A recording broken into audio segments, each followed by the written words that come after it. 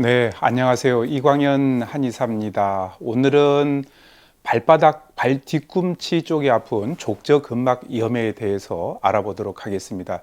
우리가 이제 아침에 일어나면은 이제 발을 디딜 수가 없다. 뭐 깨진 유리 조각 위를 걷는 것처럼 발바닥 뒤쪽이 아프다.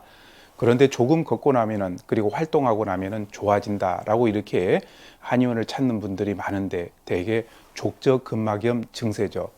특히 요즘 마라톤 매니아들 그리고 이제 조깅이나 등산을 많이 하는 사람들 또 하이힐 신고 춤을 추는 댄스 매니아들 또 연세가 드신 어르신들한테 이 족저근막염이 많이 나타나고 있습니다. 이 병의 가장 큰 특징은 아침에 자고 일어나서 처음으로 발바닥을 디디려고 하면은 그렇게 고통스러울 수가 없는데 조금 활동을 하고 움직이고 시간이 좀 지나면은 씻은 듯이 없어지는 것입니다. 그래서 병원 가서 통증을 호소하더라도 마치 양치기 소년 취급을 받을까봐 병원 가기를 망설이다가 병이 심해져서야 병원을 찾는 경우가 많습니다. 이 족저근막염이라고 하는 것은 우선 족저근막의 구조를 좀 알아볼 필요가 있습니다. 발바닥에는 앞꿈치와 뒤꿈치 뼈를 연결하는 고무밴드와 같은 섬유띠가 부착되어 있습니다.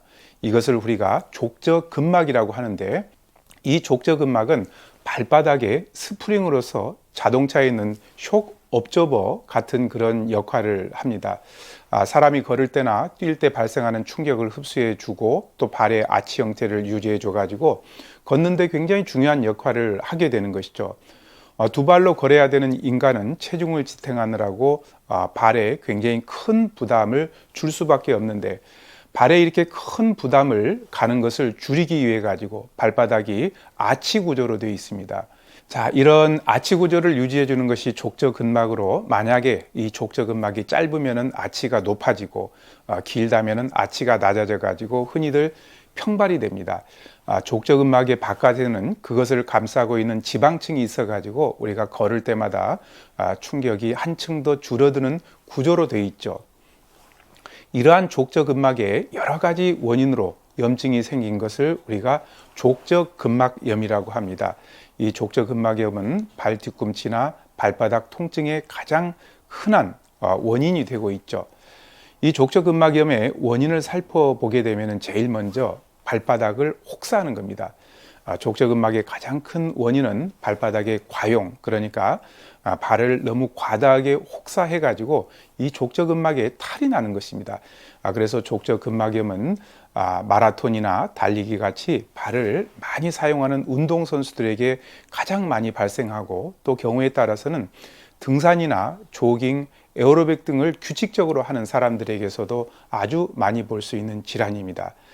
특히 바닥이 딱딱한 도로에서 달리거나 달리기에 적합하지 않는 일반 운동화나 딱딱한 신발을 신고 달리는 경우에 더 많이 발생하는 경향이 있죠.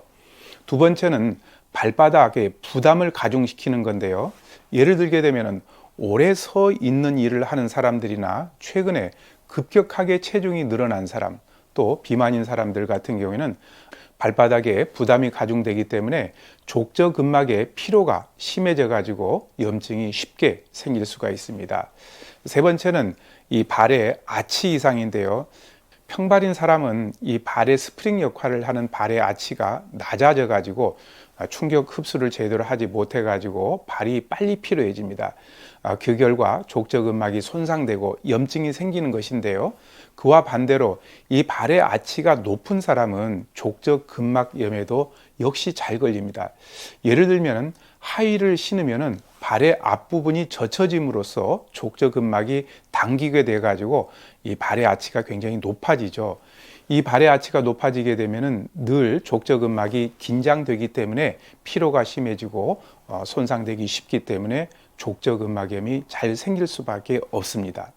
네 번째는 이 발의 갑작스러운 충격입니다. 우리가 점프를 하거나 높은 곳에서 떨어지는 경우에 운동을 하지 않던 사람이 갑자기 무리한 운동을 하는 경우에는 족저근막에 갑작스러운 충격이 가해져 가지고 붓거나 찢어질 수가 있습니다. 그래서 발 뒤꿈치가 멍이 들거나 붓는 것을 관찰할 수가 있죠. 다섯 번째는 나쁜 신발을 신는 겁니다.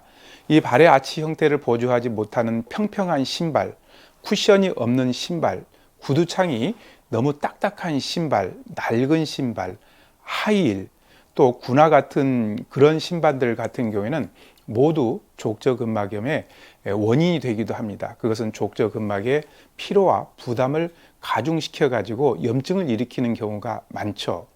여섯 번째는 노화입니다. 우리가 나이가 들게 되면은 족저근막은 탄력이 떨어져 가지고 잘 늘어나지 않는 밧줄과 같이 뻣뻣하게 되죠.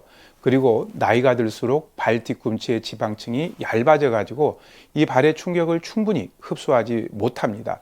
그 결과로 작은 충격이나 운동에도 족저근막이 손상되고 찢어져서 염증이 생기는 것이죠. 그래서 나이 드신 분들은 평소보다도 조금만 많이 걸어도 다음 날이면은 발바닥이 아프다라고 이렇게 하시는 분들이 많습니다. 또 류마티스 관절염이나 전신성 홍반성 낭창 등에서도 생길 수가 있는데, 류마티스 관절염이나 전신성 홍반성 낭창 등의 질환이 있는 환자의 이 발 같은 경우에 염증 같은 것들이 잘 생기기 때문에 족저근막에도 역시 염증이 잘 생겨 가지고 족저근막이 잘 문제가 되는 경우가 있습니다. 자, 이 족저근막염의 증상의 특징을 한번 살펴보게 되면은요, 아까도 말씀드렸지만 족저근막염은 아침에 일어나서 첫 발을 내디딜 때나 운전을 오래 하다가 차에서 내릴 때 발 뒤꿈치에 예리한 통증이 생기는 것이 특징이죠. 갑자기 발바닥을 디디면은 마치 칼이나 핀으로 발바닥을 찌르는 듯한 그런 통증이 생기지만, 발을 주물러 주거나 또 어느 정도 걷고 나면은 통증이 점점 둔해지고 없어지는 경향이 있습니다. 그렇지만 잠을 자고 나서 그 다음날 발을 디디면은 다시 통증이 반복되는 경향이 있죠.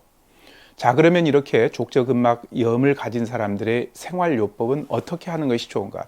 족저근막염은 생활의 교정과 스트레칭으로 호전될 수가 있습니다. 일단 발을 많이 사용하지 않도록 주의하시고 족저근막 스트레칭을 꾸준히 실시해 주는 것이 좋습니다. 통증이 심할 때는 쉬어주는 것이 중요한데요. 달리기를 많이 하거나 많이 걷는 사람들은 당분간 운동을 쉬어야 됩니다. 오랫동안 서 있는 사람들 같은 경우에는 자주 앉아서 쉬도록 하고, 쉬면서 발바닥을 마사지나 주물러 주도록 하는 것도 좋고요. 다른 운동을 찾아서 하는 것이 좋습니다. 운동을 해야 한다면은 걷기나 달리기 대신에 발바닥에 무리가 가지 않는 수영이나 사이클 같은 것을 하는 것이 좋고요. 그리고 달리기를 하더라도 콘크리트 바닥에서 하지 말고 잔디밭이나 쿠션이 있는 곳에서 하는 것이 좋습니다. 신발을 한 번 정도 바꿔보는 것도 괜찮습니다. 평발이나 아치가 높다면 신발에 보조기나 쿠션을 사용해 가지고 발을 교정하는 것입니다. 또 운동할 때는 반드시 쿠션이 좋은 조깅화를 신도록 하시고, 신발끈을 단단히 조여 가지고 발을 잘 보호하도록 하는 것이 좋습니다. 평상시에는 하이힐이나 바닥이 딱딱한 구두 대신에 쿠션이 있는 신발을 신는 것이 중요합니다. 네 번째는 발을 잘 마사지 해주는 것이 좋은데요. 운동을 하고 나서도 반드시 발바닥에 얼음찜질을 하시고 염증을 가라앉히도록 합니다. 그리고 아침에 일어나서는 발에 따뜻한 찜질을 하거나 또 따뜻한 물을 발에 담그고 나서 발바닥을 꼭꼭 눌러주면서 마사지를 해주도록 하고, 그런 후에 걷게 되면 통증이 한결 줄어들 것입니다. 과체중인 사람은 아무래도 체중을 줄이는 것이 좋겠죠. 체중이 많이 나갈수록 발의 부담이 커지기 때문에 반드시 체중을 감량하도록 하는 것이 좋습니다.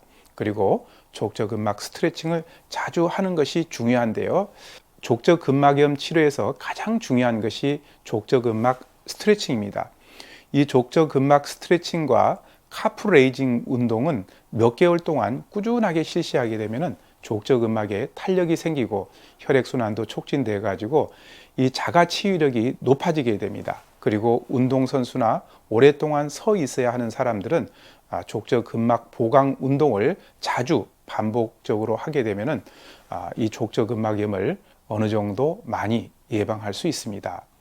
이 족저근막염의 한방 치료 방법을 보게 되면은 가장 보편적인 방법이 침구 치료인데요. 실제로 침구 치료를 해보면은 환자의 한 90% 정도가 호전될 수가 있습니다. 발 뒤꿈치에 족저근막에 침을 놓으면은 혈관에서 자가치유 물질들이 분비가 많이 되죠.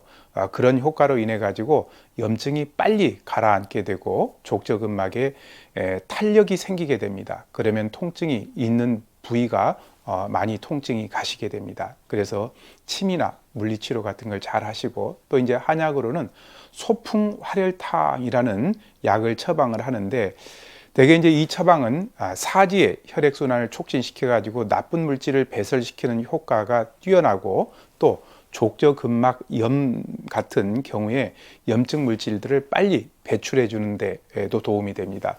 대개 이제 약재 구성을 보게 되면은 당귀나 청국, 위령선, 백지, 방기, 황백 이런 약들인데, 당귀, 청국은 혈액 순환을 촉진시켜주고, 위령선, 백지는 순환을 촉진시켜주면서 염증을 없애주고, 방기, 황백은 역시 염증을 없애주고 나쁜 물질을 배설시켜주고, 남성과 창출은 비생리적인 담을 없애고 순환을 촉진시켜주고, 강활은 통증을 없애주고, 홍화는 어혈을 제거합니다.